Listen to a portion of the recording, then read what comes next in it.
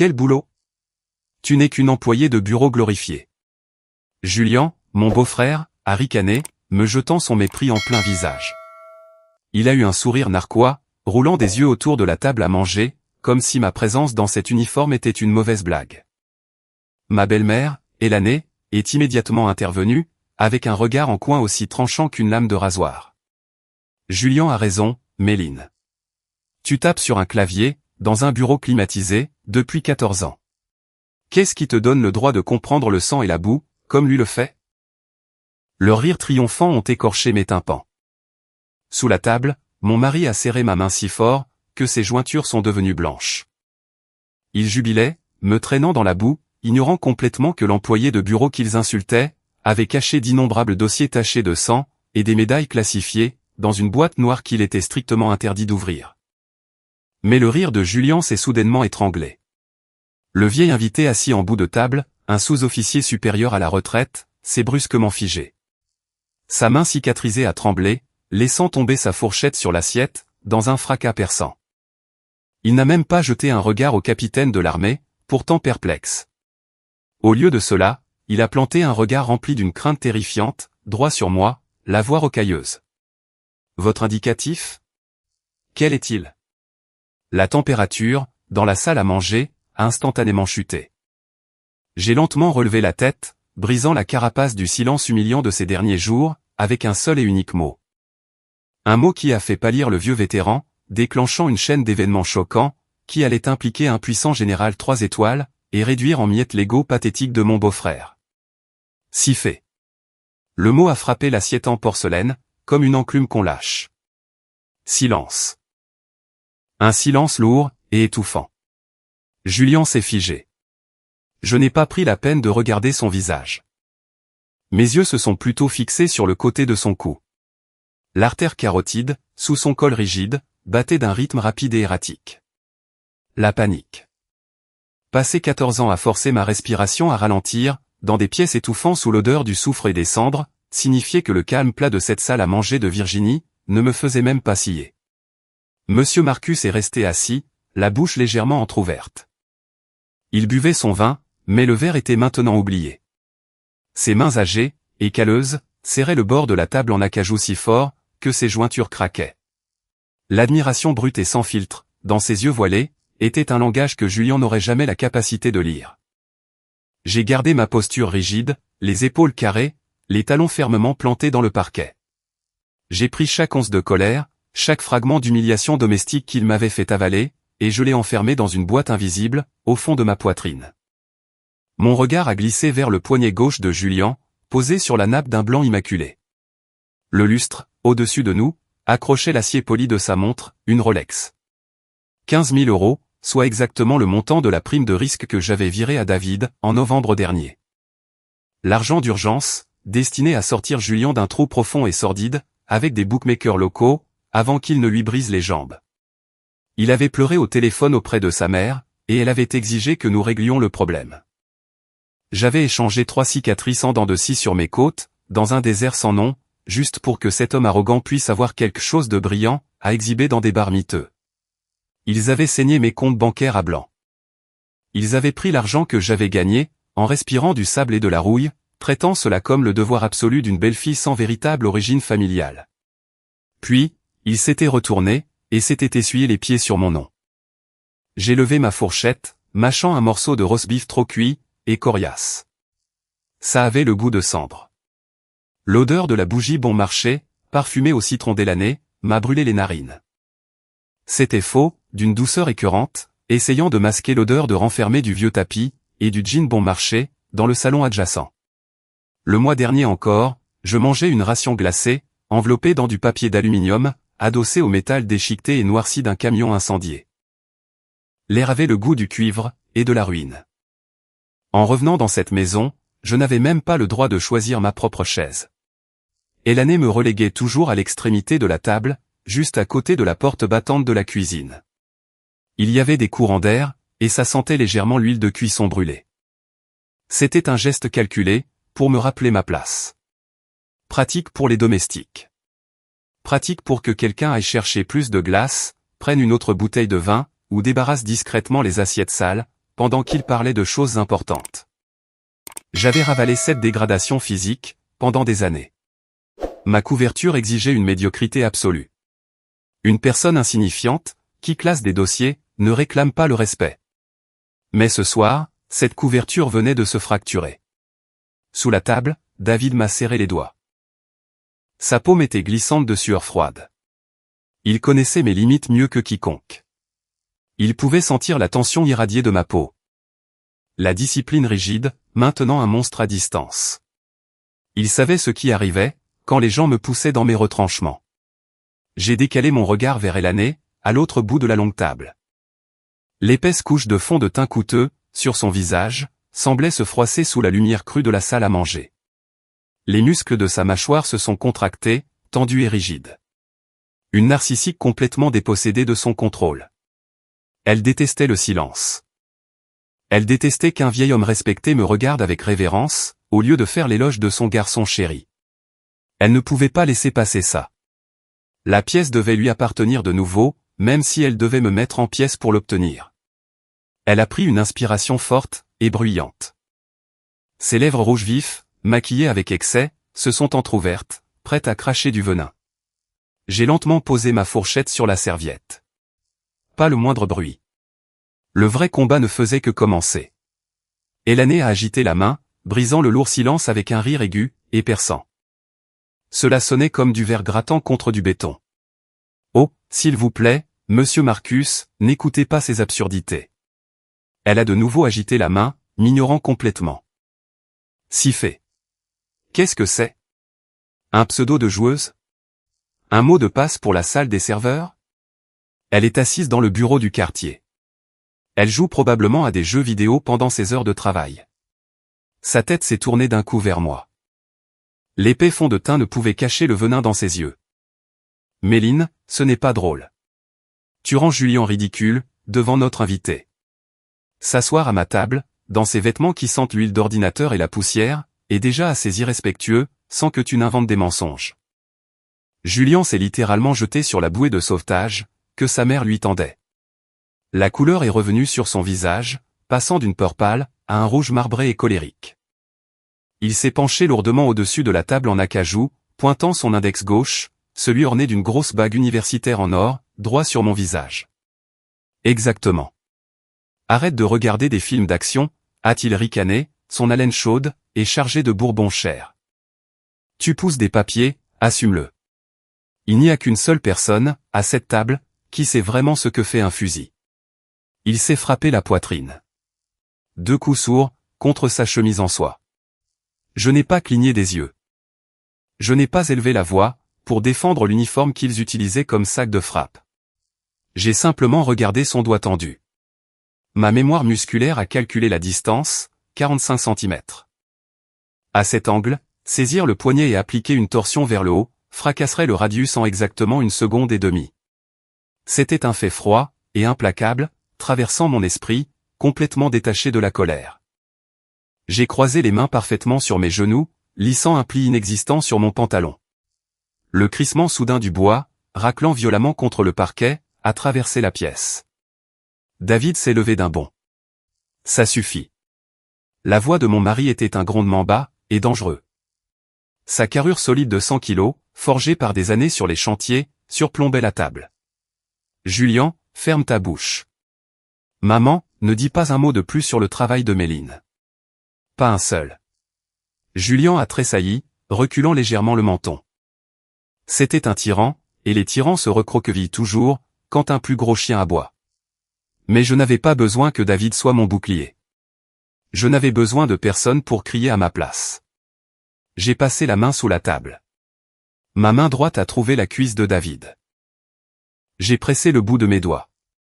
3 tapotements lents, et délibérés. Maintenir la ligne. Un ordre silencieux. J'ai tiré doucement sur sa veste. Il a baissé les yeux vers moi. Sa mâchoire était serrée si fort, qu'un muscle tressaillait sur sa joue. Il a exhalé un souffle tremblant, et s'est lentement rassis. Mon calme absolu rendait Julien fou. Il ne le supportait pas. Il voulait une réaction.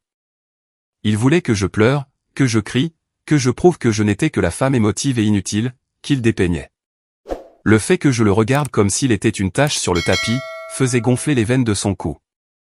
Votre famille a-t-elle déjà déformé la vérité, juste pour vous rabaisser devant les autres? Si vous savez à quel point cette trahison brûle, appuyez sur le bouton j'aime et abonnez-vous à la chaîne. Laissez un « oui » dans les commentaires, si vous avez déjà dû mordre votre langue, juste pour maintenir la paix. Je sais que je ne suis pas la seule à m'être assise à une table, en me sentant complètement seule. Julien a attrapé son verre de vin. Le liquide rouge foncé a violemment débordé du bord, tachant ses doigts. « Tu es pathétique, David » a hurlé Julien, les veines saillantes sur sa peau rougie. « Laissez cette femme te marcher sur les pieds, je devrais lui apprendre ce qu'un vrai. » Il a reculé le bras. Il allait me jeter le vin, en plein visage. Il n'en a jamais eu l'occasion. Clac. Un fracas assourdissant et violent a fait trembler chaque assiette en porcelaine, et chaque verre en cristal sur la table. Monsieur Marcus Thorne venait d'abattre ses deux énormes mains balafrées, sur le bois d'acajou. Il a repoussé sa chaise si fort, qu'elle a basculé et heurté le sol. Ce géant, bien que vieux, se tenait debout, dominant le bout de la table, aspirant chaque once d'oxygène de la pièce. « Asseyez-vous, capitaine. » Monsieur Marcus n'a pas crié. Il n'en a pas eu besoin. Les mots sont sortis comme un grognement bas, et rocailleux, chargés du poids écrasant de 30 années passées à briser des hommes, dans la poussière. La main de Julien a lâché prise. Le verre de vin a glissé de ses doigts, frappant la table avec un bruit sourd. Le liquide rouge sombre s'est accumulé, et s'est répandu sur la nappe blanche immaculée d'élané, ressemblant exactement à du sang frais, imbibant la neige. Les genoux de Julien ont flanché. Il s'est laissé retomber lourdement sur sa chaise, le souffle coupé. Élané a ouvert la bouche. Ses lèvres rouges ont bougé désespérément, cherchant un moyen de reprendre le contrôle, de défendre son garçon en or. Mais Monsieur Marcus a lentement tourné la tête vers elle. Ses yeux, d'ordinaire polis et voilés par l'âge, étaient soudainement assez aiguisés pour couper du verre. Élané a refermé la bouche d'un coup. Elle s'est mordue la lèvre inférieure si fort, que j'ai pu voir une goutte de sang, perler à travers son rouge à lèvres. Vous parlez de tenir un fusil, fiston. Monsieur Marcus a gardé une voix dangereusement basse, sa poitrine se soulevant légèrement sous son gilet en laine. Vous avez marché dans une enceinte goudronnée, pendant quelques mois. Cette femme, que vous venez de passer les 20 dernières minutes à traîner dans la boue. Il s'est arrêté. Il n'a pas terminé sa phrase. Au lieu de cela, le géant s'est détourné du vin renversé, et de la mère et du fils tremblant. Il m'a regardé directement. Dans cette fraction de seconde, la lourde table à manger, les bougies étouffantes au citron d'élané, le visage rouge de Julien, et même la poigne ferme de David sur ma main, se sont complètement évanouis. La pièce a rétréci. Il n'y avait plus que nous deux fantômes se reconnaissant, dans une pièce remplie de gens, qui n'avaient aucune idée de ce à quoi ressemblait vraiment l'obscurité. Monsieur Marcus a lentement levé sa main droite. Il a lissé un pli de son gilet, redressé ses larges épaules, et a hoché la tête. Ce fut une inclinaison lente, et profonde du menton, un geste d'une révérence absolue et indéniable. Ce n'était pas une salutation polie. C'était la fraternité silencieuse. C'était la façon dont les survivants reconnaissent ceux qui ont traversé les pires incendies, et qui en sont ressortis, emportant les corps. Je n'ai pas souri. Je n'ai pas dit un mot. J'ai simplement soutenu son regard, et j'ai rendu le hochement de tête. Exactement la même profondeur, exactement le même respect. Un courant d'air froid s'est infiltré par la fenêtre mal isolée de la salle à manger, glaçant la sueur sur ma nuque. À ma gauche, Julien semblait se ratatiner, devenant une version plus petite, et plus creuse de lui-même. Des gouttes de sueur froide perlaient à la racine de ses cheveux. Il n'était pas stupide. Même un pouce-crayon gâté, avec le grade de capitaine, c'est ce que cela signifie lorsqu'un sous-officier de la vieille école montre ce genre de soumission brute envers quelqu'un en uniforme. L'arrogance de Julien ne s'était pas contentée de se fissurer. Elle s'était fracassée en minuscules morceaux dentelés, avec lesquels il s'étouffait maintenant. Monsieur Marcus a balbutié élané. Ses mains voletaient nerveusement au-dessus de son assiette. Que voulez-vous dire? Elle n'arrivait pas à formuler une phrase complète. Son petit monde vide venait d'être détruit à coups de masse, et elle ne savait pas comment recoller les morceaux. Je ne suis pas resté pour les regarder se vider de leur sang. Frapper un chien quand il est déjà à terre, ce n'était pas ma façon de fonctionner. Je me suis levé. Mes mouvements étaient lents, délibérés, et parfaitement contrôlés. J'ai pris mon assiette à moitié mangée de bœuf coriace, j'ai posé mon couteau et ma fourchette avec précision et parallélisme sur la porcelaine, puis j'ai repoussé ma lourde chaise en bois, jusqu'à ce que le dossier soit parfaitement aligné avec le bord de la table. L'ordre absolu. Excusez-moi, Elané. J'ai besoin de me reposer. Merci pour le dîner. Je n'ai pas regardé en arrière, en sortant de la salle à manger, et en montant les escaliers moquettés. Je les ai laissés assis, dans le silence de mort qu'ils avaient eux-mêmes créé, tremblant dans les ruines de leur fierté pathétique. Le vrai problème, c'était le goût amer que cela me laissait dans la bouche. La seule personne, dans toute cette maison, qui avait défendu ma dignité ce soir-là, était un parfait inconnu. Des heures plus tard, le soleil n'avait même pas encore percé au-dessus de la lisière des arbres de Virginie. Mon téléphone a vibré, contre le granit froid du comptoir de la cuisine. 5 heures du matin. Le lourd brouillard de Virginie s'accrochait au carreau de la fenêtre, laissant d'épaisses traînées larmoyantes de condensation, glisser le long du verre. J'ai appuyé sur le bouton de la cafetière, et je me suis versé une tasse. Noire, sans sucre. C'était une habitude tenace, ancrée dans mon système lors des longues nuits blanches, à attendre qu'un téléphone sonne dans l'obscurité. L'appareil a vibré contre le comptoir en granit froid. L'écran s'est allumé. Aucun identifiant d'appelant, juste une suite de numéros de routage interne. Ma main s'est resserrée automatiquement autour de l'anse en céramique, de ma tasse.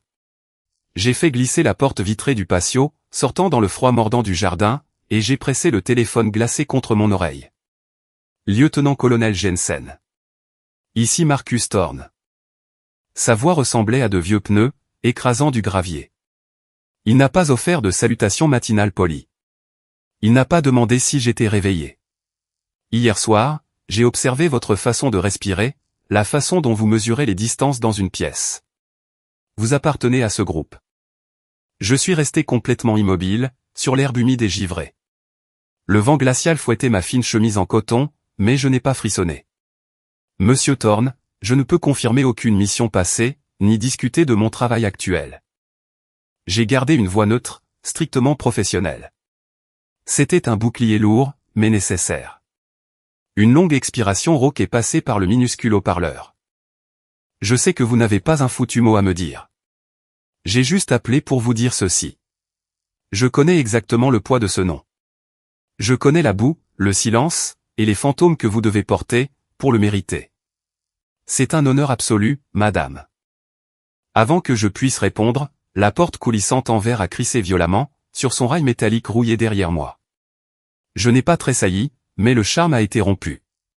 Elané se tenait sur le seuil, serrant fermement son luxueux peignoir en soie, contre sa poitrine. Elle tenait une tasse fumante d'eau chaude au citron.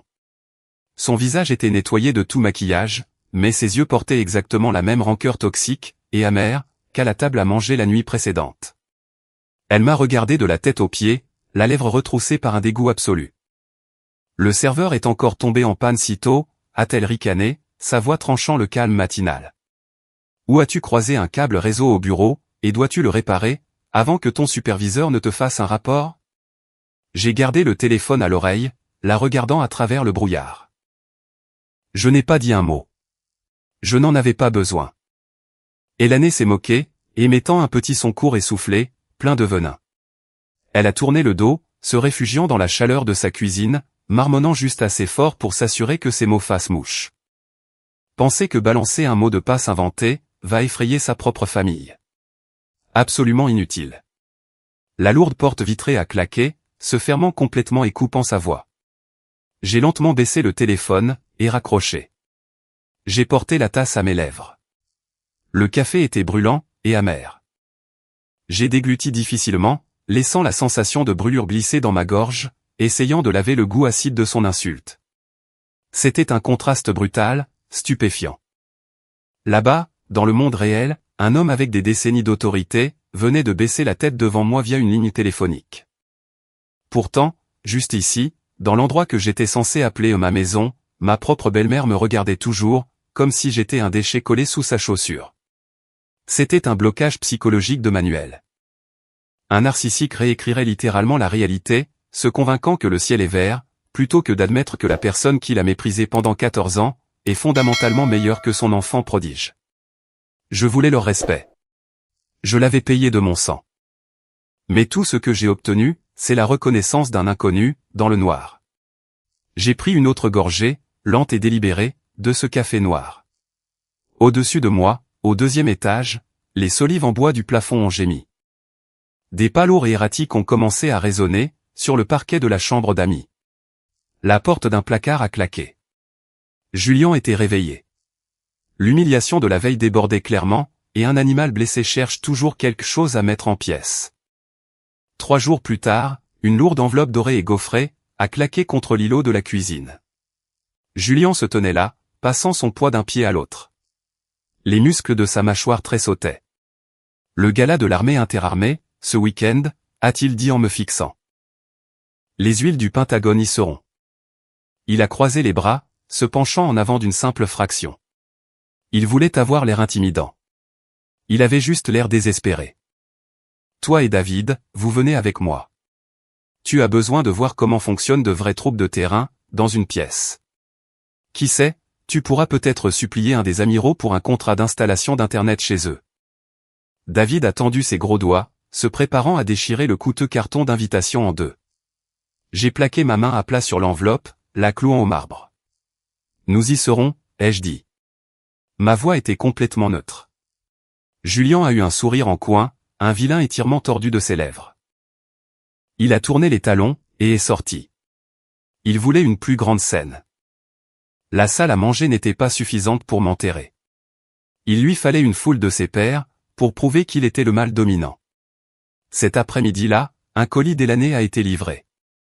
J'ai coupé le ruban adhésif, avec un cutter. À l'intérieur, reposait une robe de soirée de cérémonie. Elle avait la couleur du ciment humide, terne et sans vie.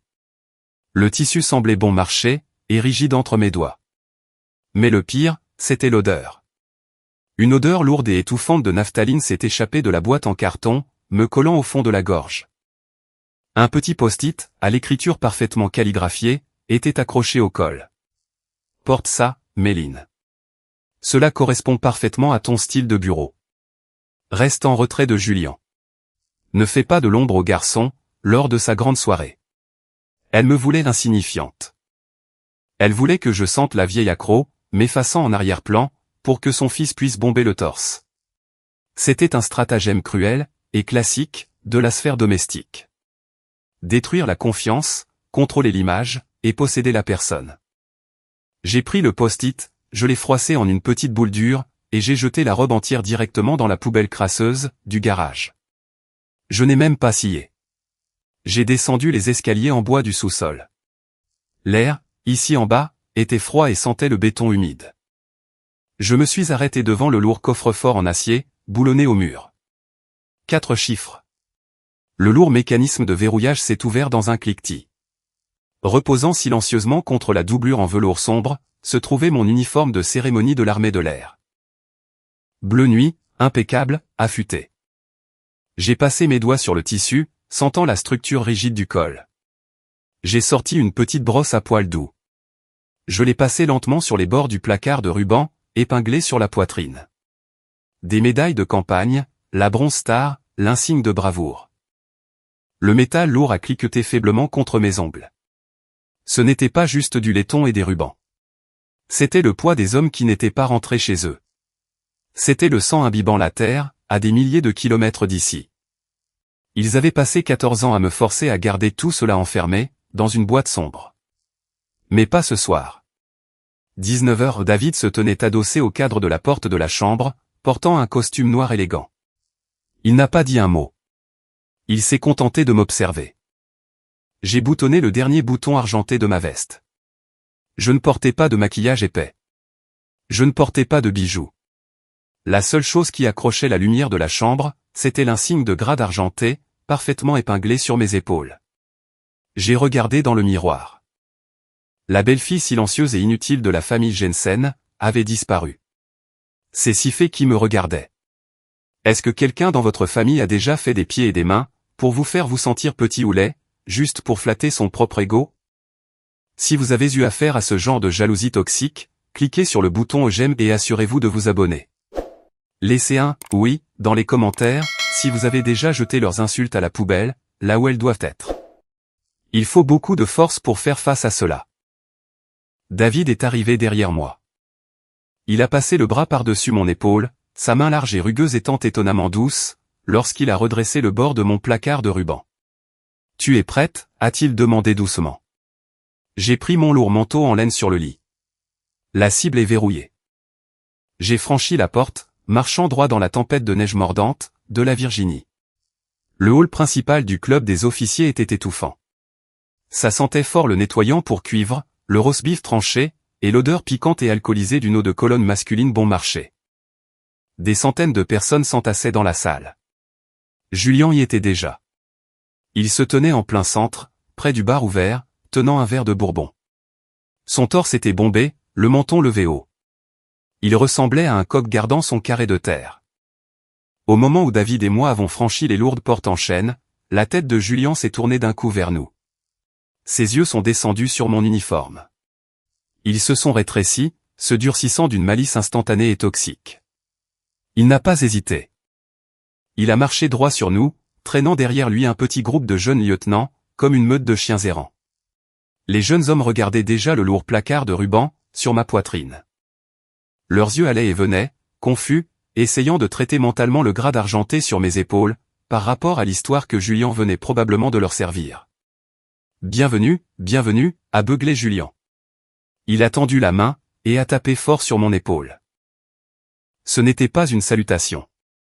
C'était une tentative physique d'établir sa domination, un rappel lourd et maladroit qu'il pensait toujours me posséder. Julien s'est tourné vers les jeunes officiers, le visage rougi par l'alcool. « Les garçons, laissez-moi vous présenter ma belle-sœur, la technicienne informatique personnelle de la famille. » Il a laissé échapper un rire fort, et braillard. « Si l'un de vous perd sa connexion Internet au bureau, appelez-la. Je suis presque sûr qu'elle a emprunté cet uniforme dans le placard des fournitures, juste pour avoir un repas gratuit ce soir. » Il a rejeté la tête en arrière, et a ri de nouveau, un son dur et grinçant. Les jeunes officiers se sont dandinés, mal à l'aise. Quelques-uns d'entre eux se sont forcés à émettre des rires maladroits et superficiels, désespérés d'apaiser un supérieur. Ces rires forcés ont gratté contre les murs, de la pièce bondée. La mâchoire de David s'est bloquée. Les muscles de son cou se tendaient contre son col. Il a fait un demi-pas en avant, prêt à traîner physiquement son frère dehors. J'ai tendu la main, et j'ai attrapé le bord de la veste de David. Une traction sèche. Je n'ai pas bougé. J'ai gardé mon poids parfaitement équilibré sur mes talons. J'ai porté un verre d'eau pétillante fraîche à mes lèvres, et j'ai pris une gorgée lente. Je n'ai pas regardé Julien. J'ai regardé complètement à travers lui. Mes yeux suivaient le soulèvement, et l'abaissement rapide, de sa poitrine. Sa respiration était trop superficielle. Ses pupilles étaient dilatées. Il transpirait, malgré la climatisation. Il était terrifié. Il construisait cet immense mur de bruit fort et odieux, juste pour cacher le fait qu'il s'effondrait de l'intérieur. Je n'ai pas rougi. Je n'ai pas ouvert la bouche pour m'expliquer. Je n'ai pas justifié le métal sur ma poitrine, à des garçons qui n'avaient même pas encore appris à se raser correctement. Mon silence absolu est devenu un miroir. Et ce qu'il reflétait, c'était un pitre pathétique, à la grande gueule, dansant pour un public qui se désintéressait rapidement de lui. Les jeunes officiers ont cessé de rire. L'air lourd, et mort, qui émanait de moi les rendait physiquement mal à l'aise. Ils ont commencé à jeter des coups d'œil à leurs chaussures, reculant, essayant désespérément de mettre de la distance entre eux, et le navire en perdition de Julien. Julien a senti le public lui échapper. Son visage s'est assombri. Il a grincé des dents, serrant son verre de bourbon si fort, que ses jointures ont blanchi. Il a ouvert la bouche, aspirant une grande bouffée d'air, prêt à lancer une insulte encore plus laide, pour reprendre la vedette. Il n'en a jamais eu l'occasion. Dans le coin le plus éloigné de la pièce, le quatuor à cordes s'est soudainement arrêté de jouer. La musique ne s'est pas estompée, elle est simplement morte. Au milieu d'une note. Un silence lourd, et contre nature, a balayé l'immense salle. Près de l'entrée principale, une foule dense d'officiers de haut rang s'est brusquement séparée en deux. Ils se sont écartés comme l'eau, reculant avec une précision hâtive et silencieuse. L'air, dans la pièce, est devenu parfaitement immobile. Quelqu'un venait d'entrer. Le général de division Robert Vance a franchi la porte voûtée. C'était un homme imposant, aux cheveux gris coupés courts, avec des épaules aussi larges et solides qu'un mur de soutènement en béton. Il n'est pas simplement entré dans une pièce. Il a apporté avec lui une gravité lourde et écrasante, qui a aplati tous les autres sons. Julien a réagi instantanément. Il m'a lancé un dernier regard noir, a rapidement rentré son ventre, et a lissé frénétiquement le devant de sa veste. Il s'est penché en avant, sa main droite tressaillant vers le haut, répétant déjà la salutation mielleuse et lèche-botte, qu'il avait probablement pratiquée dans le miroir de sa salle de bain, pendant 1 heure. Le général Vance a marché droit vers notre section de la salle. Le visage de Julien s'est fendu d'un sourire large, désespéré, et plein de dents. Il a fait un demi-pas en avant, tendant la main, mais le général Vance ne s'est pas arrêté. Il n'a pas ralenti. Il n'a même pas cligné des yeux. Il est passé juste à côté de Julien, frôlant sa manche de si près, traitant le jeune homme comme s'il n'était rien de plus qu'un peu d'air vicié, sur son chemin. Il a tracé une ligne parfaitement droite, forçant le groupe de jeunes lieutenants à reculer en hâte, pour le laisser passer. Il s'est arrêté à exactement un demi-pas du bout de mes chaussures noires, cirées. La salle entière, des centaines de personnes, a complètement cessé de respirer. Toutes les têtes se sont tournées vers le coin près du bar. Le général Vance a fait claquer ses lourds talons en cuir, l'un contre l'autre. Le craquement sec a résonné sur le sol en marbre. Il a porté sa main au bord de son front. Un salut aussi tranchant et mortel qu'un rasoir droit, et il l'a maintenu. Il se tenait complètement rigide devant moi, un général 2 étoiles, s'enfermant dans une pose de respect absolu. Bonsoir, si fait. Sa voix a frappé les murs de pierre, épaisse, métallique, et portant un poids de révérence qui a fait se dresser les poils sur ma nuque. J'ai entendu dire que vous étiez enfin rentré au pays. Le pays vous doit une dette immense, lieutenant-colonel. C'est un honneur absolu, de me trouver dans la même pièce que vous ce soir. 14 ans à manger de la poussière dans cette famille. 14 ans à être traité comme un meuble cassé, et inutile, dans ma propre maison. Et tout cela a volé en éclats, sous le poids de ces 3 phrases. Je n'ai pas souri. Je n'ai pas fanfaronné. J'ai lentement levé la main, et j'ai rendu le salut. Mes mouvements étaient précis, et parfaitement mesurés. Bonsoir, général. Je n'ai fait que mon travail. Derrière moi, un fracas net et assourdissant a brisé le lourd silence. Le petit verre de Bourbon a glissé tout droit entre les doigts paralysés de Julien. Il a frappé le sol en marbre, explosant en des dizaines de morceaux tranchants, envoyant des éclaboussures de liquide ambré sur ses chaussures en cuir coûteuses. Julien était complètement pétrifié. Ses yeux exorbités sortaient de sa tête, passant frénétiquement de la lourde grappe de ruban sur ma poitrine, au massif général 2 étoiles qui traitait actuellement l'informaticienne de la famille, comme si elle marchait sur l'eau. Le sang a déserté le visage de Julien si vite, qu'il ressemblait à un cadavre. Le groupe de jeunes officiers, qui riaient avec lui à peine 2 minutes plus tôt, ont alors reculé de 3 pas collectifs.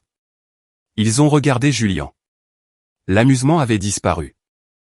À sa place, il y avait un mélange écœurant de dégoût brut, et d'une pitié absolument écrasante. Ils le regardaient comme s'il était un chien errant, qui venait de souiller le tapis. Des sueurs froides coulaient sur le côté du visage de Julien. Il a essayé d'ouvrir la bouche, mais sa gorge n'a émis qu'un cliquetis sec. Le mur de mensonges bruyant, odieux et brillant, autour duquel il avait construit toute sa vie, venait d'être rasé au bulldozer devant tous ceux qu'il avait toujours voulu impressionner. Et il est resté là, planté au milieu des décombres, entouré de verres brisés, et de l'odeur écœurante du Bourbon bon marché. À 23 heures, Julien a fermé la porte de sa chambre d'un coup de pied, verrouillant le peine dormant. Il respirait fort, le son sifflant entre ses dents serrées. Il a arraché sa cravate en soie onéreuse, la jetant sur le sol, ses mains tremblant follement alors qu'il composait un numéro sur son téléphone. Il appelait Benjamin Carter, un vieux pote de fac qui travaillait dans la sécurité des réseaux, au Pentagone. « Cherche Méline Jensen pour moi », a ordonné Julien, à la seconde où la ligne a été connectée. Sa voix, craquelée, était lourde de panique. « Je me fiche de ce qu'il faut faire. Fais-le maintenant. Cette garce a dû trouver une porte dérobée dans le système, pour tromper le général Vance. J'ai besoin de documents sur elle. J'ai besoin de preuves. » Il faisait les 100 pas dans la chambre, comme un animal en cage. Il lui fallait un document, une simple impression de ma médiocrité, pour recoudre son ego brisé. 5 minutes plus tard, le téléphone a sonné. Julien l'a attrapé, le mettant sur haut-parleur. Benjamin ne faisait pas son rapport. Il hurlait. « T'es devenu fou, Julien ?» La voix de Benjamin a déchiré le haut-parleur, dur et terrifié. « Je viens de taper le numéro de sécurité sociale de ta belle-sœur, et mon écran entier a clignoté en rouge. Verrouillage à froid. Refus d'accès absolu. Je viens de déclencher une alerte de sécurité interne. Tu essaies de me faire passer en cour martiale ?» Julien a lâché le téléphone. Il a rebondi sur le matelas. Des sueurs froides coulaient dans son cou. La porte secrète, qu'il pensait pouvoir défoncer, s'était révélée être une chambre forte en acier massif. Désespéré, Julien s'est précipité hors de sa chambre. Il a trébuché sur la première marche, s'est rattrapé à la rampe, et a dévalé les escaliers jusqu'au salon. Élanée était assise sur le canapé, sirotant une tasse de tisane. Elle s'est figée, pendant que Julien balbutiait toute l'histoire de l'appel téléphonique, l'écran rouge clignotant, l'alerte de sécurité. Ses yeux allaient et venaient. Un vrai narcissique, poussé dans ses retranchements, n'admettra jamais la défaite. Il se contente de réécrire les règles de la réalité. Elle a claqué sa tasse de thé, sur la soucoupe en porcelaine. Cela a fait un bruit fort. C'est une erreur système. Élanée a tranché, sa voix tremblant légèrement, mais dégoulinant d'un venin tenace. Les ordinateurs du gouvernement buguent tout le temps. Ou peut-être a-t-elle manipulé le réseau elle-même. C'est juste une femme qui fixe un écran toute la journée, Julien. Il n'y a absolument aucun moyen qu'elle soit quoi que ce soit de plus que cela. Elle a lissé son peignoir en soie. Sa mâchoire s'est durcie en une ligne rigide. Ta fête de fiançailles est la semaine prochaine. La famille Mitchell sera là. Je vais lui arracher son masque, devant tout le monde. Je me tenais dans l'ombre, juste derrière le mur de la cuisine. J'avais entendu chaque mot. Mes mains n'ont jamais cessé de bouger. J'ai sorti une chemise en coton propre, appartenant à David, du panier à linge. J'ai lissé le tissu, repliant les manches vers l'intérieur, faisant correspondre les coutures parfaitement. Impeccable, carré, l'ordre absolu. Je n'ai pas ressenti une goutte de colère. Debout là, dans le noir, sentant la lessive fraîche, tout ce que j'ai ressenti était une pitié profonde, et lourde. Ils s'enfermaient à l'intérieur d'une cage minuscule et étouffante, de leur propre fabrication, se nourrissant de mensonges juste pour survivre à la nuit. Avez-vous déjà eu quelqu'un, dans votre vie, qui refusait d'accepter la vérité, simplement parce qu'elle ne correspondait pas à son récit tordu? Si vous savez à quel point il est épuisant de faire face à ce genre de déni, cliquez sur le bouton j'aime et abonnez-vous à la chaîne. Laissez un « oui » dans les commentaires, si vous êtes déjà resté en retrait, pour regarder une personne toxique creuser sa propre tombe. Parfois, le silence est la meilleure des réponses. J'ai posé la chemise parfaitement pliée, sur le dessus de la pile. J'ai pris le lourd panier à linge, et j'ai marché vers les escaliers de service. Mes chaussures à semelles souples n'ont fait absolument aucun bruit, sur le parquet. Élanée voulait une grande scène la semaine prochaine. Elle voulait que la famille Mitchell me regarde brûler. Ça ne me dérangeait pas. S'il voulait un spectacle, je m'assurerais que la fin soit d'une impitoyable cruauté. La fête de fiançailles était une scène, bâtie sur de faux sourires, et du cristal onéreux en location. Élanée glissait entre les tables, dans une lourde robe en soie qu'elle ne pouvait pas s'offrir, irradiant presque d'une satisfaction suffisante. Elle s'arrêtait à chaque politicien local, et à chaque fonctionnaire de haut rang que sa nouvelle belle famille avait invité, s'assurant de lâcher bruyamment des allusions sur son fils héroïque, dans l'armée. Julien, pendant ce temps, s'effondrait de toutes parts.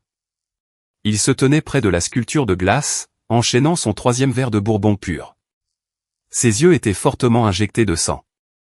Toutes les quelques minutes, son regard se tournait brusquement vers la table sombre, dans le coin, où David et moi étions assis, dans un silence total. Julien transpirait à travers son costume sur mesure. Il avait besoin d'une distraction. Il avait besoin de ruiner quelqu'un d'autre, pour que personne ne le regarde de trop près. Le moment des toasts est arrivé. Julien n'a pas attendu que sa fiancée, Chloé, parle. Il l'a bousculée, montant lourdement sur la petite scène en bois, et a arraché le micro des mains du maître de cérémonie. Un crissement de l'arsène aigu et assourdissant a déchiré la salle. Des centaines d'invités ont grimacé, se couvrant les oreilles. La pièce est tombée dans un silence inconfortable, étendu. Julien ne s'est pas excusé. Il n'a même pas regardé sa future femme, debout maladroitement derrière lui. Il a pointé un doigt tremblant, trempé de sueur, droit à travers la pièce, directement vers ma table. Avant de lever nos verres, a balbutié Julien, sa voix aiguë et fluette, se brisant sous le poids de l'alcool. Je veux clarifier quelque chose. Il s'est penché sur le micro, son cou gonflé. Ma belle-sœur, Méline, je veux que tu sois honnête avec tous les invités ici ce soir. Je veux que tu te lèves, et que tu l'admettes. Tu ne fais que classer des papiers dans une pièce climatisée, pas vrai? Arrête de jouer à ce jeu pathétique. Arrête de prétendre être une sorte de héros. Quand tu n'es qu'une secrétaire glorifiée. La salle de banquet entière est morte. Le silence n'était pas seulement silencieux. Il était lourd, étouffant. M et Madame Mitchell étaient assis figés, à la table d'honneur, une fourchette en argent glissant de la main de Monsieur Mitchell, pour claquer bruyamment contre son assiette en porcelaine. À l'autre bout de la pièce, Élané arborait un petit sourire narquois, et triomphant. David a poussé un grognement bas, et guttural. Il a posé ses mains sur la table, les muscles de son dos se contractant, alors qu'il se préparait à bondir par-dessus les chaises, et à arracher son frère de la scène. J'ai tendu le bras, et j'ai verrouillé ma main autour de son poignet, avec force. J'ai serré, jusqu'à sentir son pouls battre contre ma paume, le forçant silencieusement à se rasseoir. Je n'avais pas besoin qu'il mène ce combat. Je me suis levé, lentement. J'ai lissé un seul pli invisible, sur le tissu sombre de ma robe. Des centaines d'yeux se sont braqués sur moi. C'était comme si des centaines de canons de fusil suivaient mes mouvements. Mais j'avais passé des années de ma vie, à rester parfaitement immobile dans des pièces sombres et glaciales, pendant que de véritables tirs d'artillerie faisaient tomber la poussière du plafond. Une pièce remplie de banlieusards mal à l'aise, dans des smokings de location, ne signifiait absolument rien pour moi. Je n'ai pas marché vers la scène. Je n'ai pas cherché à prendre un micro. Je suis resté là, planté, regardant droit dans les yeux injectés de sang, et terrifié de Julien. Quand j'ai parlé, ma voix n'était pas forte, mais elle a fendu l'air mort de cette pièce, comme un rasoir sur la peau. Je ne peux pas vous dire ce que je fais dans la vie, Julien. J'ai fait une pause, laissant le poids froid et dur du silence s'étirer pendant une seconde angoissante. Parce que vous n'avez pas l'habilitation de sécurité, pour l'entendre. Les mots ont été prononcés doucement, mais ils ont complètement aspiré l'oxygène de la pièce. La mâchoire de Julien est tombée. Son visage est devenu d'un violet sombre, et vilain. Il a serré le micro, inhalant une respiration massive, prêt à hurler quelque chose d'ignoble dans les haut-parleurs. Il n'a pas émis un son. Boum, boum. Des chaussures en cuir lourd se sont abattues sur les marches en bois de la scène, venant de la section VIP cachée dans l'ombre. Le son était délibéré, violent. Une ombre massive est montée sur la plateforme, s'arrêtant juste derrière l'épaule de Julien. Le lieutenant-général Thomas Sterling venait de sortir de l'ombre. Le commandant 3 étoiles à la retraite n'a pas monté les marches. Il les a franchies d'une seule foulée lourde, qui a fait trembler le sol. Il a arraché le micro directement de la main moite de Julien, tirant si fort que le câble s'est tendu. Il a poussé sa lourde épaule, dans la poitrine de Julien, envoyant le plus jeune homme trébucher en arrière, contre la sculpture de glace. Les yeux du général Sterling étaient complètement noirs de rage. La seule personne qui joue à se déguiser dans cette pièce, c'est vous, capitaine, a rugi le général dans le micro. Sa voix a frappé les murs comme un tonnerre grondant. Vous avez le culot d'ouvrir votre bouche arrogante, pour insulter une légende vivante. La femme, que vous venez de passer 5 minutes à essayer d'humilier, le lieutenant-colonel Jensen, a passé la dernière décennie à tirer nos garçons de la boue. Dans des endroits que vous ne pourriez même pas situer sur une carte. Pendant que vous contrôliez les pièces d'identité à l'entrée principale, elle maintenait des centaines de personnes en vie, dans l'obscurité. La salle a explosé. Cela a commencé à la table d'honneur. Monsieur Mitchell a repoussé sa chaise, et s'est levé. Il a commencé à applaudir. Des applaudissements lourds, lents et respectueux. En l'espace de 5 secondes, la salle entière était debout.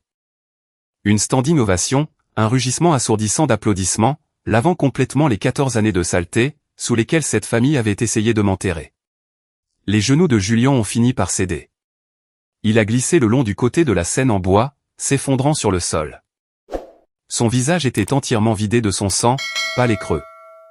À l'autre bout de la pièce, Elanée a laissé tomber son verre de vin. Le cristal fragile a heurté le sol, se fracassant en poussière. Elle est restée figée, les mains tremblant violemment, fixant la famille Mitchell, qui la regardait maintenant avec un dégoût absolu. Elle a enfoui son visage dans ses mains, ses épaules tremblant alors qu'elle s'effondrait, humiliée publiquement devant les seules personnes, dont l'opinion comptait réellement pour elle. Le grand égo intouchable de la famille Jensen, venait d'être réduit en poudre. 3 jours plus tard, un coup lourd, et hésitant, a résonné à ma porte d'entrée. J'ai déverrouillé le pêne dormant, et j'ai tiré la porte. Elanée et Julian se tenaient sur mon porche. Ils avaient l'air affreux, débraillés. Les cheveux de Julian n'étaient pas peignés. Ses yeux étaient collés au sol en béton du porche. Le visage d'Elanée était bouffi et rouge, dépouillé de tout son maquillage coûteux. Méline, s'est étouffée Elanée, des larmes débordant de ses cils. Elle a tendu la main désespérément, attrapant la mienne. Je t'en prie, je suis tellement désolé. Nous avions tellement tort. J'ai été horrible avec toi. S'il te plaît, tu dois nous pardonner. On est une famille. Julian a gardé la tête baissée, marmonnant des excuses brisées, et pathétiques, à ses chaussures. La brute arrogante avait disparu, remplacée par un petit garçon terrifié, dont le masque brillant avait été arraché, pour de bon. Je n'ai pas retiré ma main, immédiatement. Je l'ai regardé, ne ressentant absolument rien. Ni colère, ni tristesse, juste un espace vide à l'endroit où, autrefois, résidait un espoir désespéré. Je vous pardonne, Elanée, ai-je dit doucement. Et je te pardonne, Julian. Mais le respect ne se construit pas, en gardant des gens autour de soi, juste pour leur marcher dessus. J'ai retiré ma main de son emprise. J'ai reculé à l'intérieur, et j'ai fermé la lourde porte en bois. Le pêne dormant s'est enclenché avec un clic net, et creux, une frontière physique et permanente, séparant leur monde toxique et épuisant, du mien. Je me suis retourné, et j'ai marché vers ma cuisine. David se tenait près du comptoir, versant 2 tasses de café noir bien chaud. La lumière dorée du matin filtrait à travers les stores de la cuisine, réchauffant le granit froid. J'ai pris ma tasse, m'appuyant contre son épaule, laissant la paix profonde et tranquille m'envahir. La vraie force ne nécessite pas de microphone. La vraie force, c'est d'avoir la discipline de garder le silence, jusqu'au moment exact, où la vérité décide de parler d'elle-même. À tous ceux qui ont écouté cette histoire, merci du fond du cœur. Si vous avez déjà dû fermer une porte pour protéger votre propre paix, sachez que vous êtes incroyablement fort. Merci d'être là. Merci de partager vos propres histoires dans les commentaires. Et par-dessus tout, ne laissez jamais personne vous faire vous sentir petit, dans votre propre vie. Prenez soin de vous, et on se retrouve dans la prochaine.